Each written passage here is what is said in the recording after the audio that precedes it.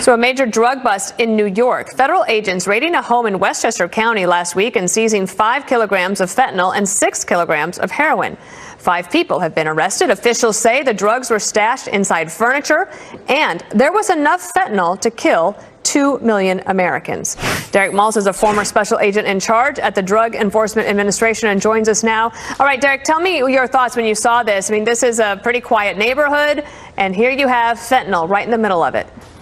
Well, good afternoon, Dana. First of all, this is not very surprising. The Mexican cartels are continuing to dump all their poison in our country, and the Dominican distribution group that is based out of Washington Heights, New York, and the Bronx, they just moved up to this neighborhood in Ardsley, New York, to try to be away from the daily madness inside of New York City. The problem is what they don't realize, there's an old saying, see something, say something, but in this case, the DEA did something. They knocked this particular distribution cell out of business and saved a lot of lives. I give the credit to the DEA Westchester Task Force working with the Greensburg Task Force up there in one of the counties. But again, it's about going after it very relentlessly, and that's what they did for 2 months. So it's so fatal, of course. We know that the dangers of fentanyl, incredible. It's 50 to 100 times more powerful than morphine, 30 to 50 times more potent than heroin. And just 1/4 of a milligram of fentanyl can be lethal. And in 2016, roughly 29% of all drug overdoses involve fentanyl. And we know it's coming from China to Mexico, or made in Mexico and then brought up here. Take a listen to the New York State DEA agent, special agent in charge. It's a quote, I'm sorry, thank you. It says, now the port of entry is an easier way for them to do it. There's concealed traps or different hidden areas within vehicles concealed with drugs within those traps. So as you know, because of your background, drug dealers are creative and crafty, and they keep finding ways to bring the stuff in. But at some point, do we need to take it up higher with the Mexican government and the Chinese to figure out a way to stop it from coming in the first place?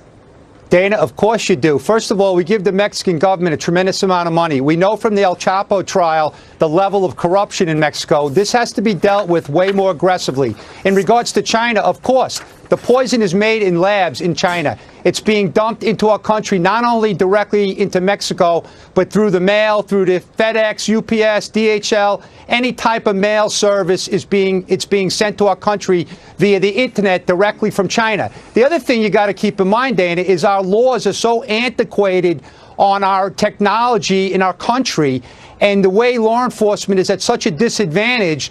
They're just taking advantage. In my view, Dana, this is chemical warfare from China.